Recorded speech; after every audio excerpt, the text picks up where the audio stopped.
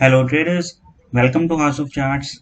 आज की वीडियो बहुत इंटरेस्टिंग रहने वाली है क्योंकि हम नैस्डैक के 2000 के बबल बर्स्ट को डिस्कस करेंगे और पॉसिबल कोरिलेशन डिस्कस करेंगे मार्केट में जो बबल बर्स्ट से पहले मार्केट्स में देखने को मिला था 2000 में, और करंट मार्केट सिनेरियोज काफी मिलते जुलते हैं गाइस, इसलिए हमारे लिए ये वीडियो बहुत इंपॉर्टेंट है।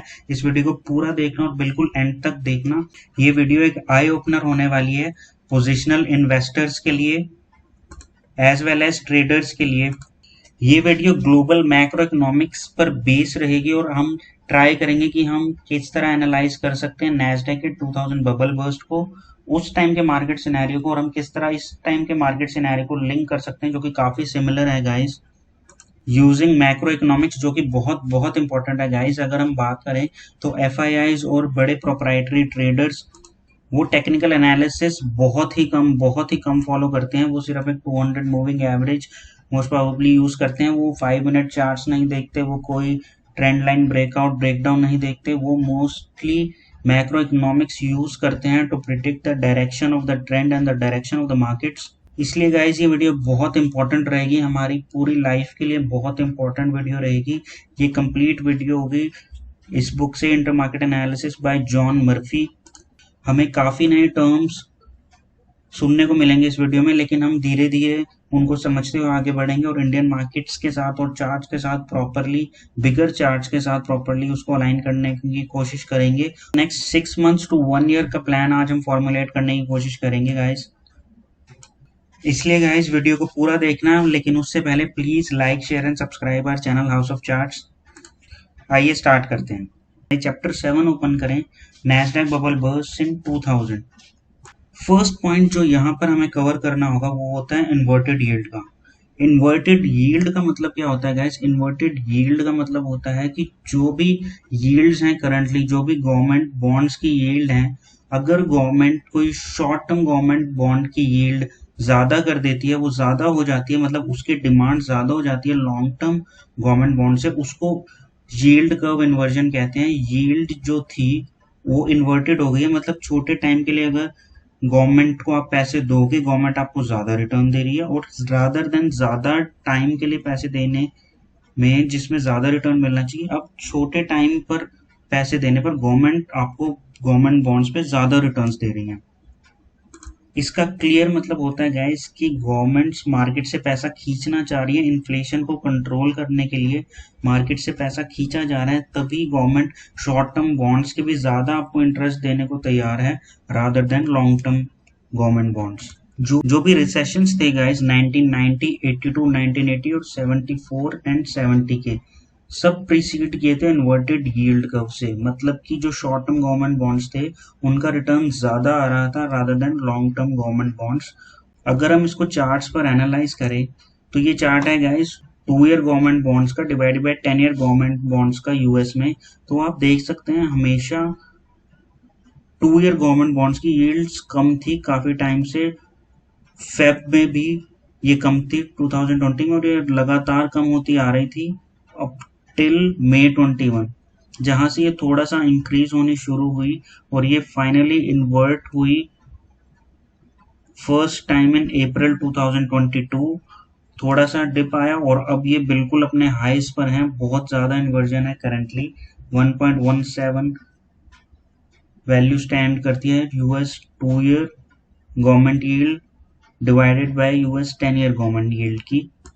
इससे क्लियर होता है गाइस कि वार्निंग साइंस अब आ चुके हैं चार्ट्स पर, यील्ड कर्व इन्वर्टेड हो चुके हैं, तो हमें बहुत ध्यान से ट्रेड करना पड़ेगा। ऑब्वियसली इन्वेस्टमेंट पर्पसेस से और पोजिशनल जो भी गाइस प्ले करते हैं उन्हें बहुत ध्यान से अब लॉन्ग पोजीशंस अपनी हैंडल करनी होगी, क्योंकि गाइस इन्वर्टेड यील्ड कर्व का मतलब ही ये होता है कि it is negative for stocks, क्योंकि गवर्नमेंट्स अपने इंटरेस्ट रेट्स इंक्रीज करती हैं इकोनॉमी को स्लो डाउन करने के लिए, जो कि बॉन्ड्स के रिटर्न्स को इंक्रीज कर देता है और स्टॉक्स के लिए बहुत नेगेटिव होता है गाइस। और जैसा कि आप देख सकते हैं फर्स्ट टाइम यील्ड इन्वर्जन हुआ था जनवरी 30 को 2000 में, लेकिन एकदम से मार्केट का फॉल नहीं आया था। उसके बाद मेन फॉल मार्केट का स्टार्ट हुआ था फ्रॉम अप्रैल 2000, जो कि जबकि नैस्डैक ने अपने लोस ब्रेक करना स्टार्ट किया था। जब भी हमें यील्ड कर्व जैसा सिनेरियो मिलता है गाइस, वो ट्रूली सिग्नल करता है इकोनॉमिक वीकनेस जो कि आ सकती है आफ्टर 6 मंथ्स और इवन 1 ईयर। इसलिए पेशेंस बहुत इंपॉर्टेंट रहती है मार्केट्स में। लेकिन इस टाइम पर हमें डिफेंसिव पोजीशंस बनानी होंगी मार्केट्स में। हमें सारा अपने अमाउंट्स या तो कैश में रखने चाहिए या मनी मार्केट फंड्स में, या एट लीस्ट हमें अपनी जो हैवी इन्वेस्टमेंट्स है उनको थोड़ा सा कट डाउन करके थोड़ा डिफेंसिव सेक्टर्स की तरफ जाना चाहिए जो कि रिसेशन के टाइम पर स्टेबल रहते हैं, जैसे कि कंज्यूमर स्टेपल्स, फार्मा एटसेट्रा।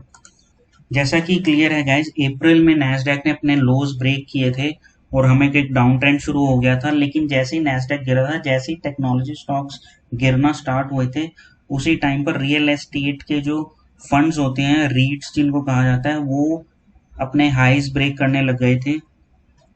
वो टॉप परफॉर्मर्स बन गए थे इस टाइम पर, क्योंकि रियल एस्टेट फंड्स का क्या होता है, बेयर मार्केट्स में एज एन इंश्योरेंस एक्ट करते हैं फॉर द इन्वेस्टर्स, क्योंकि real estate is always defensive.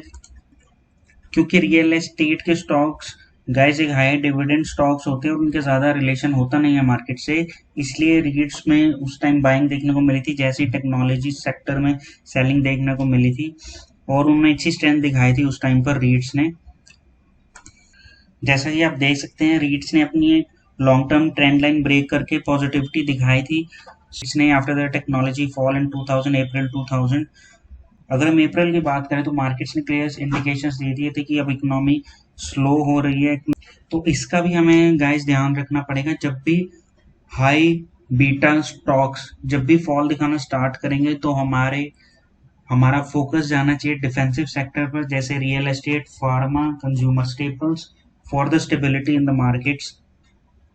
और जब भी हमें लगेगा कि consumer staples, real estate, pharma अगर अपने हाइस ब्रेक कर रहा है, हमें अच्छी स्ट्रेंथ दिखा रहा है, तो इसका मतलब यही है गाइस कि सेक्टर रोटेशन चल रहा है टेक्नोलॉजी से, फाइनेंशियल से towards the रीट्स, towards the defensive sectors. इसलिए ये पॉइंट हमें काफी अच्छे से नोट करना है in the weeks, in the months to come, to better predict recession and the upcoming market moves. अगर हम नेक्स्ट पॉइंट को डिस्कस करें, वो आता है अबाउट कॉपर। कॉपर ने गाइस 2000 के स्टार्टिंग में अपना पीक दिया था। कॉपर एक बहुत इम्पोर्टेंट कमोडिटी है जिसको हमें ट्रैक करना है गाइस। इसमें क्या होता है, कॉपर एक टाइप ऑफ बैरोमीटर होता है इकोनॉमी का। अगर कॉपर इंक्रीज कर रहा है मार्केट्स में तो इकोनॉमीज बेटर हो रही हैं और बेटर चल रही है, सब कुछ स्टेबल है। लेकिन अगर कॉपर फॉल दिखाना स्टार्ट करता है, बिगर फॉल्स दिखाना स्टार्ट करता है बिलो द 200 मूविंग एवरेजेस, जो कि इंडिकेट करता है एक्सट्रीम वीकनेस, तब हमें काफी सतर्क होना पड़ेगा कि इकोनॉमी ओवरऑल काफी वीक हो रही है। अगर एडवांस डिक्लाइन रेशियो कॉन्स्टेंटली लो बना रहा है तो भी हमें काफी सतर्क रहना है गाइस, क्योंकि ये चीजें इंडिकेट करेंगे हमें कि इकोनॉमी वीक हो रही है। अपने long positions in the index और in the stocks we have to cut them short. अगर हम कॉपर का चार्ट देखें इन 2000, तो कॉपर ने जनवरी टू फेब 2000 अपना हाई बनाया था, लेकिन उसके बाद अपनी लॉन्ग टर्म ट्रेंड लाइन भी ब्रेक कर दी थी और वीकनेस स्टार्ट हो गई थी कॉपर में आनी। तो ये भी बिल्कुल एक इंडिकेशन था कि कॉपर वीक हो रहा है, हैंस इकोनॉमीज वीक हो रही हैं। गाइज इस चीज का भी हमें काफी ध्यान रखना है, we have to track copper as well. अगर हम कॉपर का चार्ट देखें करंटली, तो कॉपर अभी वीक होना स्टार्ट हो चुका है। आप देखें ये वीकली चार्ट है कॉपर का और ये जून 2022 से कॉन्टिन्यूसली फॉल कर रहा है। हमें 2 डोजेस मिले हैं for the past 2 weeks, but still copper काफी वीक है, indicating weakness in the economies, global economies. हमें कॉपर को ट्रैक करते रहना होगा गाइस। अगर हम नेक्स्ट पॉइंट की बात करें तो इसमें क्लियरली मेंशन्ड है कि जो भी 10 ईयर की बॉन्ड यील्ड्स होती है उनके हाई भी डिनोट करते हैं कि इकोनॉमी स्लो डाउन हो रही है और economies further can slow down and can enter recessionary phases. Next point guys आता है अबाउट कंज्यूमर स्टेपल्स। जब भी इकोनॉमीज वीक होती हैं, कंज्यूमर स्टेपल्स में बाइंग सर्टनली हमें देखने को मिलती है, क्योंकि ये इकोनॉमिक साइकिल्स होती हैं guys. Money shifts from one sector to the other, और जैसे ही कंज्यूमर स्टेपल्स आउट परफॉर्म करना स्टार्ट कर देता है मार्केट्स को, अदर सेक्टर्स को, तो एक बहुत ही इम्पोर्टेंट और बहुत ही अच्छा इंडिकेशन है कि ये बिग प्लेयर्स जो हैं अपनी मनी अब डिफेंसिव सेक्टर्स की तरफ रोटेट करना स्टार्ट कर दिया है उन्होंने। They are waiting for the exact a good price to move their money further into the defensive sectors। जैसे ही कंज्यूमर स्टेपल्स आउट परफॉर्म करना स्टार्ट करता है गाइज, ऐसा 2000 में भी हुआ था। आप देख सकते हैं अप्रैल में बॉटम बनाया था कंज्यूमर स्टेपल्स में and it kept on going higher and higher being a defensive sector. अगर हम करंटली निफ्टी कंजम्पशन का वीकली चार्ट देखें तो क्लियर है गाइज, आप देख सकते हैं हमें डबल बॉटम मिला था जून में, जहां पर कॉपर ने वीकनेस स्टार्ट करी थी, वहीं पर निफ्टी कंजम्पशन ने स्ट्रेंथ दिखाना स्टार्ट कर दिया था। ये वीकली चार्ट है गाइस निफ्टी कंजम्पशन का, और आप देख सकते हैं वीकली चार्ट्स में हमें ब्रेकआउट ऑलमोस्ट दिस वीक मिल जाएगा। बहुत ही ज़्यादा स्ट्रेंथ दिख रही है निफ्टी कंजम्पशन में, एक डब्लू पैटर्न वीकली चार्ट में बना है, तो हमें एक बहुत अच्छे हाइज देखने को मिल सकते हैं। तो गाइस स्टिल अगर हम अपने फोलियो की बात करें, अगर हम टेक्नोलॉजी स्टॉक्स में हैं, अगर हम बैंकिंग में हैं, तो हमें शिफ्ट करना चाहिए डिफेंसिव सेक्टर्स की तरफ। Currently, market is clearly indicating economic slowdown and a possible recession. सारे पॉइंट्स बिल्कुल अलाइन हो रहे हैं बुक के साथ और 2000 के नैस्डैक बबल बर्स्ट के साथ, इसलिए गाइस हमें बहुत ध्यान रखना है आगे आने वाले दिनों में, आने वाले वीक्स में, मंथ्स में हमें इन सारे पॉइंट्स का ध्यान रखना है, इनको नोट करके चलना है।